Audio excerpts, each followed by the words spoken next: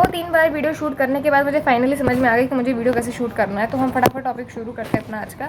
मतलब आप लोगों ने सबको पता ही है कि मेरा मोटो ये है ये वीडियो बनाने का और वैसे भी इस चैनल का कि हम लोगों की बात भाई हमें करने दो। मतलब अगर आप जेनजी की बात कर रहे हैं या जो लोग अभी कॉलेज में हैं, पैर तो नहीं दिख रहे, हाँ, तो जो लोग अभी कॉलेज में है या फिर अपने अर्ली 20s में है, तो हम लोग की बात सब लोग करते हैं सिवाय हमारे को छोड़ करके, क्योंकि हमें बोलने का मौका ही नहीं दिया जाता। और अगर हम बोलते हैं तो हमें बदतमीज़ कह दिया जाता है। तो आई थिंक कि अभी इट्स अ हाई टाइम कि जो भी लोग ज्ञान देते हैं ऑनलाइन या फिर इधर उधर, उनको हम जो उन्होंने हम पे इल्ज़ाम लगाए हुए हैं कि ये लोग तो ऐसे हैं, आजकल के बच्चे ऐसे हैं, आजकल की ये यूथ ऐसा है, उसका जवाब हम खुद ही दे दें। तो आप लोग की तरफ से मैंने खुद को ही अपना ऐसा नेता मान करके मैंने इनका जवाब देने को आई हूँ। कुछ इल्ज़ाम जो हम पे लगाए जाते हैं just because of social media या फिर इंटरनेट की वजह से, तो फॉर में भी हो सकते हैं, अगेंस्ट में भी हो सकते हैं। मेरी मर्ज़ी है, मेरा चैनल है, मैं तो ऐसे ही बोलूँगी। तो अगर आपको सुनना है तो आप टिके रहे, नहीं सुनना है नहीं तो टिके रहे। पहला है कि पैरा सोशल रिलेशन, जिसका मतलब ये है कि आप किसी इन्फ्लुएंसर को देखते हैं और आप उसकी लाइफ में इतने इन्वेस्टेड हो जाते हैं कि आप को वही इंसान उसकी लाइफ में आप इतने इन्वेस्टेड हो चुके हैं कि आपको उसका सब कुछ पता है कि उसके पास बिल्ला कौन सा है, कुत्ता कौन सा है, कितने घर में सदस्य हैं उसके, कौन सा सदस्य कौन सी क्लास में है, कौन सा सब्जेक्ट पढ़ता है, कौन से सब्जेक्ट में फेल हुआ है, उसकी पेरेंट टीचर मीटिंग कब है, और आज सब्जी में उन्होंने क्या खाया है, खाने में कौन सी सब्जी खाई है। हाँ, तो ये सब उसको कहते हैं पूरा सोशल रिलेशन, जहाँ पे कि आप दूसरे की लाइफ में इतने इन्वेस्टेड हो चुके हैं और आपको जब वो आपको अगर मिल भी जाए, पहली बात तो मिलते नहीं है इन्फ्लुएंसर जल्दी से। अगर किसी मीटअप गेटअप में आप मिल जाए, जो मेरी फ्रेंड का एक एक्सपीरियंस भी था कि उसकी फेवरेट कोई इन्फ्लुएंसर उसको मिली और उसका जो बिहेवियर था उस इन्फ्लुएंसर के प्रति वर्सेस जो इन्फ्लुएंसर का बिहेवियर था, वो कॉन्ट्राडिक्टरी तो होगा ही, क्योंकि तुम उसको फॉलो करते हो, तुम उसको जानते हो, वो तुम्हें नहीं जानता है भाई। तो वो बेचारी हर्ट हो गई कि मैंने तो उसको फॉलो किया हुआ था, मैं तो उसकी हर पोस्ट लाइक करती थी, ये करती थी, रिपोस्ट करती थी, जो भी कहते हैं शेयर वेयर करती थी, पर इसने तो मुझे भाव ही नहीं दिया। ये तो ऐसे ही तो भाई तुम्हारा तो एक तरफा रिलेशन है ना उसके साथ, उसका सामने वाले का थोड़ी है।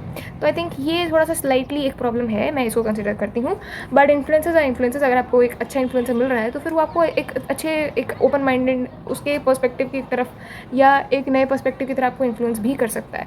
तो थोड़ा सा है ये 80% इसको हम कह सकते हैं कि ये हम पे ये गलत ही है, मतलब इसको हमें अवॉइड करना चाहिए। किसी को इतना फॉलो मत करो कि आप उसके बिल्कुल ही फॉलोअर ही हो जाओ, है ना। तो दूसरा है कि living through others, I think who doesn't, everybody wants to live through others only, because कोई अपनी मेहनत का काम करना नहीं चाहता है। Teacher wants to live through their students की मैं जो नहीं बन पाया मेरा स्टूडेंट वैसा बने, एक एक्सपिरेशन भी है, मैं उसको कुछ गलत नहीं ठहरा रही। Parents want to live through their children की हमारे बच्चों को वो मिले जो हमें नहीं मिला, वो सब करे जो हम नहीं कर पाए। तो और elder sibling wants to live through the younger sibling की जो मुझे नहीं मिल पाया, जो फ्रीडम या जो सलाह मुझे पहले नहीं मिली आज से 4 साल पहले, 5 साल पहले, वो मैं अपने यंगर सिबलिंग को दे सकूँ। या फिर any elder living through their younger one or this one. So everybody tries to live through other person also, because सबकी कामनाएं कभी ख़त्म नहीं होती, desires कभी ख़त्म नहीं होते। तो everybody is living on others, who doesn't? So if a person like us is living through anybody else, what's wrong in that? Who doesn't? Like who doesn't? The third imposition or आरोप upon us is inspiration versus imitation. So मतलब ये कि हम inspiration लेते लेते imitate करने लगते हैं। I think we are social beings, and अगर आप इन्फ्लुएंसर भी छोड़ दो, ये तो आप बहुत बड़ा टर्म यूज़ कर रहे हो, जो कि आए ही उस प्लेटफॉर्म पे हैं आपको इन्फ्लुएंस करने के लिए। बट रेगुलर भी आप जिस लोगों के साथ इंटरेक्शन करेंगे आप उनके जैसे बन जाएंगे। कहते हैं ना कि the circle you have you become that. तो वही सच है कि संगति का असर तो होगा ही, तो इमिटेट तो करने ही लगोगे। इमिटेट इतना नहीं करना चाहिए कि वो इंसान की आप कॉपी बन जाए, बट रोक कौन सकता है। अगर आप इमिटेट करके बाहर जाएंगे तो ऑब्वियसली लोग आपको क्रिटिसाइज़ करेंगे कि अरे तू तो बिल्कुल उसकी कॉपी है, आपको बुरा लगेगा, आप अपने आप ओरिजिनल हो जाएंगे। तो इसमें ये इतना कुछ नुकसानदायक भी नहीं है। फिर है कि पैसिव कंजम्पशन हम बहुत सारी चीज़ों का करते हैं, सिर्फ इंटरनेट का नहीं है। पैसिव कंजम्पशन आप लोगों की सोच का करते हैं, हमारे जो एल्डर्स हैं। विद ऑल ड्यू रिस्पेक्ट, मुझे लगता है कि आपने दूसरों के बातों का, दूसरों के विचारों का बहुत ज़्यादा जनरेशन पैसिव कंजम्पशन चलता आ रहा है। मतलब पीढ़ी दर पैसिव कंजम्पशन, कभी कोई सवाल नहीं उठाया, इतने सारे स्टीरियोटाइप्स है, आपने उन पर कभी सवाल नहीं उठाया। हम ये चीज़ क्यों करते हैं, ये चीज़ क्यों नहीं करते हैं, इसका आपके पास जवाब नहीं है। जब बच्चे पूछते हैं तो आपको लगता है कि अरे ये इतने रिबेलियस क्यों हो रहे हैं। तो पैसिव कंजम्पशन तो बहुत सारी चीज़ों का आ रहा है। हमारे पॉलिटिकल व्यूज़ का भी मुझे लगता है कि हमारे कई सारे जनरेशन पहले के लोगों का भी पॉलिटिकल ओपिनियन जो है वो काफ़ी पैसिव कंजम्पशन के बेसिस पे ही है।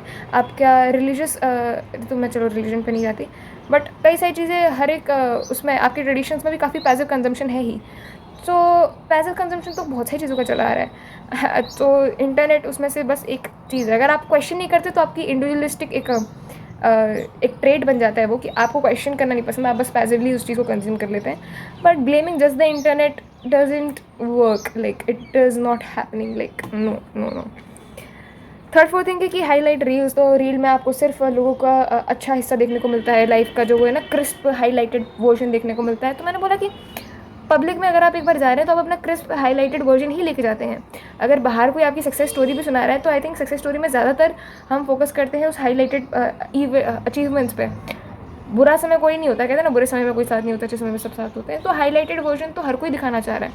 हाँ, रील्स का एक ये बात है कि हम जब हाईलाइटेड वर्जन देख रहे हैं, और जब से मैंने शुरू किया ये कंटेंट बनाना तो मुझे भी समझ में आता है कि जो बैक एंड पे जो चीज़ें लगती कि क्या बनाऊँ, क्या चलेगा, क्या नहीं चलेगा, व्यूज़ कितने आएंगे, नहीं आएंगे, एंगेजमेंट होगी कि नहीं होगी, किसी और ने कैसा बनाया तो मुझे उससे अलग कैसे बनाना है, but staying in the same format so that people can actually pick up this, YouTube will pick up this and give it to more viewers.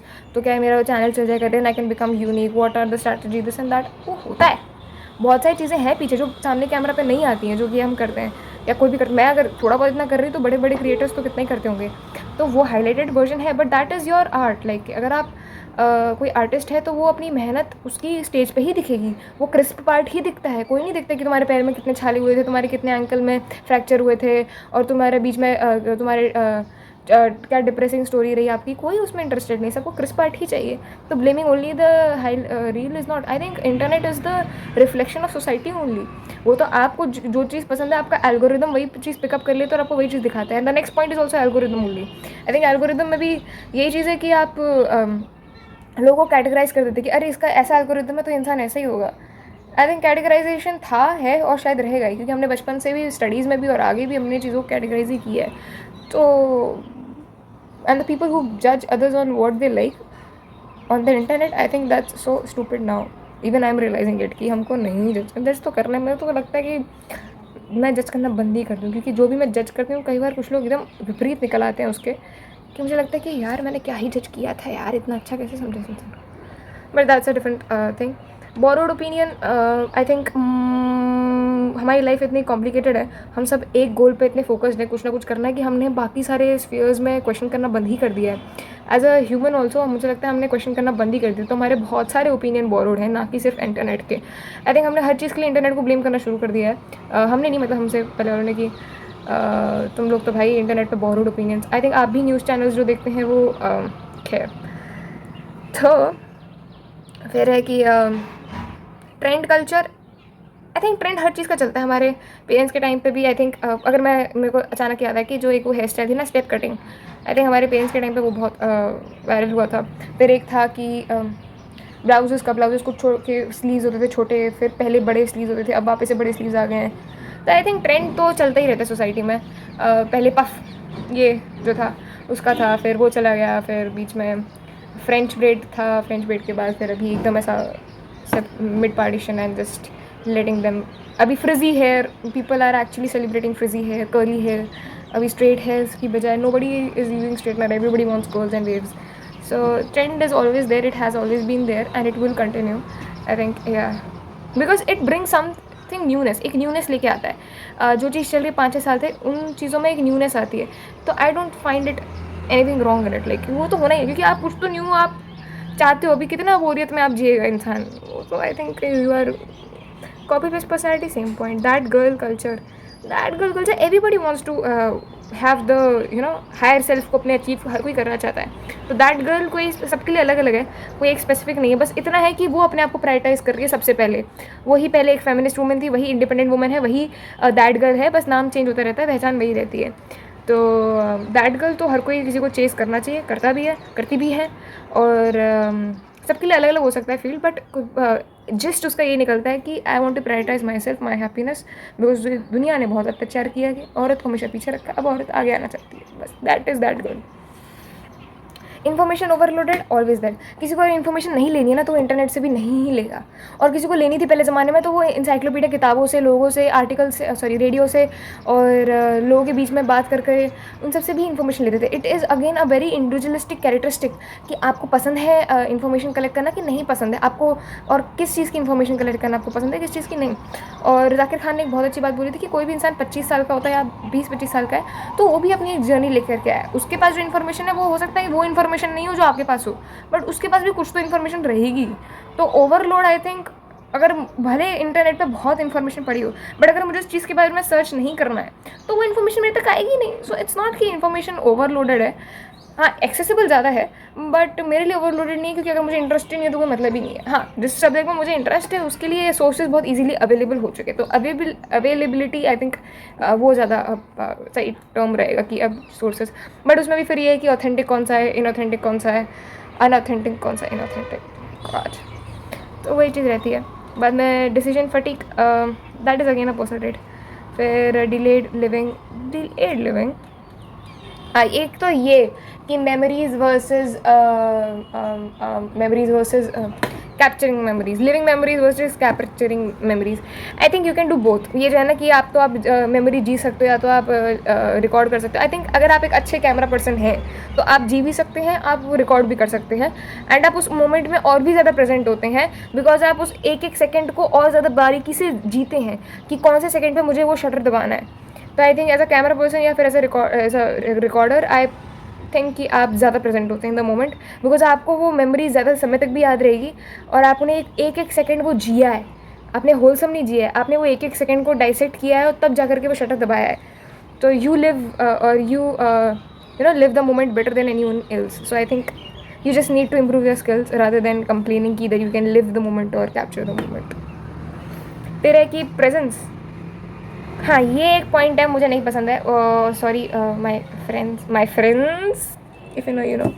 तो आई थिंक कि हाँ ये चीज़ है कि अपनी बात करके सब लोग अपने फ़ोन में वापस से लग जाते हैं। मुझे चीज़ समझ में नहीं आती यार, तुम्हारी बात होगी तो अब मेरी भी बात सुन लो ना, अपने फ़ोन में क्या लगे हुए हो हैं। I think we are not present in the moment. तो अगर 4 लोग बैठे भी हैं अपनी बात कर करके सब अपने फ़ोन में चालू हो जाते हैं, कुछ नहीं कर रहे हैं, डूम स्क्रॉल कर रहे हैं, या उसी एक तुम्हारा डैश दोस्त है उसी को आप मैसेज कर रहे हैं। रुक जाओ यार, मेरी भी बात सुन लो। तो ये प्लीज़ करो please. Attention economy, I think अगर अटेंशन इकोनॉमी कम हुई है तो बुलशिट टेकिंग इकोनॉमी भी कम हुई है। अब जेंजी बुलशिट नहीं लेता है किसी की, तो ये ठीक है, एक चीज़ जाएगी एक चीज़ आएगी, nothing is free in this world. Attention जहाँ पे देनी होती है तो हम बहुत देते हैं, सबको पता ही है कि अभी क्या हुआ है जुलाई में 2026 में बहुत ज़्यादा अटेंशन दिया है जेंजी ने, सबको पता है। तो बस वो है कि हम बुलशिट नहीं लेते हैं, अटेंशन पे हर चीज़ के लिए कम हुई है, नॉनसेंस भी हम टॉलरेट नहीं करते हैं।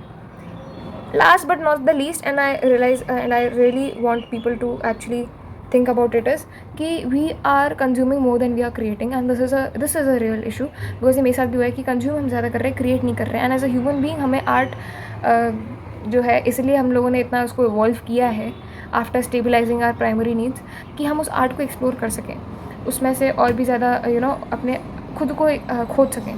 तो I think creating is as important as consuming, because इस क्रिएशन से आपकी बहुत सारी क्वालिटीज़ इन्हेंस होती है, बहुत सारी पर्सनैलिटी ट्रेट्स आप में इन्हेंस होती हैं, एंड उसके लिए भी बहुत सारी वीडियोज़ हैं। So I think it was just कि मुझे कुछ पॉइंट्स मिले, मेरे को वीडियो कुछ और चीज़ पे बनानी थी कि आज एक टॉपिक पे कुछ बोलते हैं, फिर मुझे रियलाइज़ हो कि ये सारे तो यार हम पे आरोप दिए जाते हैं। जब मैंने वो बुलेट पॉइंट्स बनाए तो मैं देखा कि ये सब तो हम पे एक्चुअली एलिगेशंस हैं जो हमें लगे हुए हैं। एंड मेरा जैसे जैसे मैं पढ़ती जा रही थी मैंने बोला कि मेरा थॉट तो इसमें बिल्कुल उल्टा है, कि आप एक कमेंट पास कर देते हो तो उस पर सोचते नहीं हैं। तो मैं सोचा कि कॉन्ट्राडिक्ट ही करेंगे ज़्यादातर पॉइंट्स को, पर 2 पॉइंट्स मुझे अच्छे लगे कि हाँ, एक है कि हम क्रिएट नहीं कर रहे हैं, हम कंज्यूम ज़्यादा कर रहे हैं, उसको हम चेंज कर सकते हैं, और दूसरा है presence, being present in the moment. I think ज़्यादातर वैसे भी अगर आप इंटरनेट यूज़ नहीं कर रहे हैं तो आप प्रेजेंट इन द मोमेंट बहुत कम ही होते हैं, क्योंकि जब अगर आप प्रेजेंट इन द मोमेंट हो गए तो ओशो कहते हैं कि फिर वही आपका निर्वाणा है। निर्वाणा मतलब वही आपका अल्टीमेट हैप्पीनेस या गोल है, कि being present in the moment. So वो तो खुद भी मैं अगर अचीव कर लूँ कि always being in the present in the moment, फिर तो क्या ही। तो इसी वीडियो पे, इसी बात पे हम ये वीडियो एंड करते हैं। थैंक्स।